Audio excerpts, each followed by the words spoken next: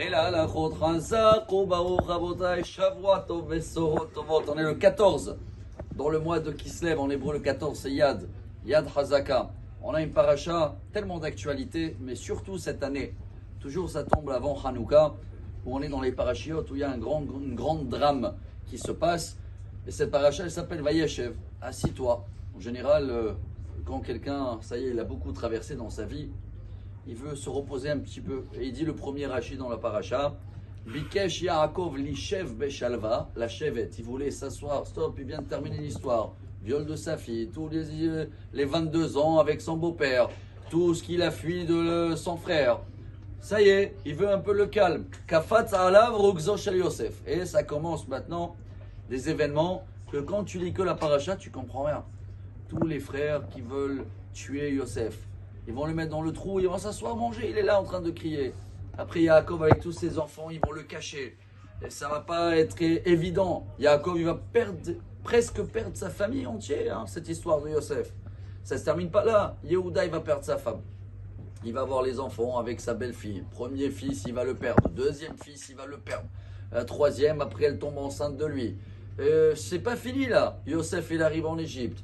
Il y a les deux ministres qu'on va retrouver. Celui-là qui a fait le vin. L'autre qui va faire le pain. Une histoire que quand tu lis cette paracha, tu comprends rien du tout ce qui se passe. Quoi? C'est ça, assis-toi, tu veux du calme. Eh ben, je crois qu'avec notre situation en ce moment, chers amis, il y a un an, personne dans le monde pouvait s'imaginer ce que l'État d'Israël est en train de traverser aujourd'hui. Qui pouvait dire, il y a un an en arrière, quand on était en plein des événements, que tu vas voir un an après, oh, il n'y a plus le Hamas, il n'y a plus le Gaza, il est presque terminé. Liban, on a réglé. Nasrallah, finito. Celui-là, finito. Mohammed, tout le monde. La Syrie. Qu'est-ce qui se passe dans le monde? Et encore, on ne sait même pas ce que Dieu y prépare pour nous. Mais nous, on voulait s'asseoir, on voulait être tranquille. Ils nous ont dit, c'est bon, tout va bien. Ils nous ont dit le 6 octobre, il y a un an et quelques. Ça va, eux, ils sont calmes, là, c'est calme. Quel calme, chers amis, quand Dieu il veut tout chambouler, et on est en plein dedans, mais c'est ça le message de la paracha. C'est que des fois, on ne comprend pas. Mais nous, quand on lit la Torah, on voit que la fin de toutes ces histoires, tout était calculé pour que Yosef il va être vendu, pour qu'il va descendre en Égypte, qu'il va préparer les terrains, pour que ses frères, ils vont le dire pardon. Yehuda avec sa belle-fille, pour qu'à la fin, il va naître l'arrière-arrière-grand-père, qui va avoir Ruth, et il va avoir le roi David.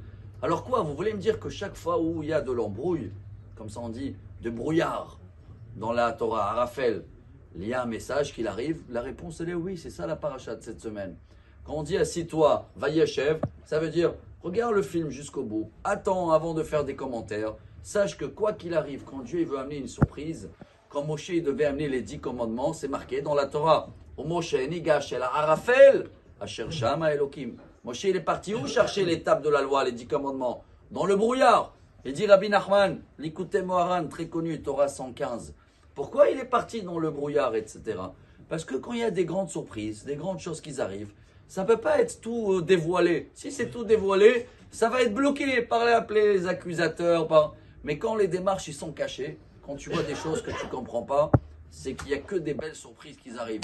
Alors cette semaine, on va bien s'asseoir, on va attendre la fin du film et on va voir Bezrat Hashem comment la lumière elle arrive très très vite. Excellente semaine. Shavuot Tov, Amar Rabbeinu.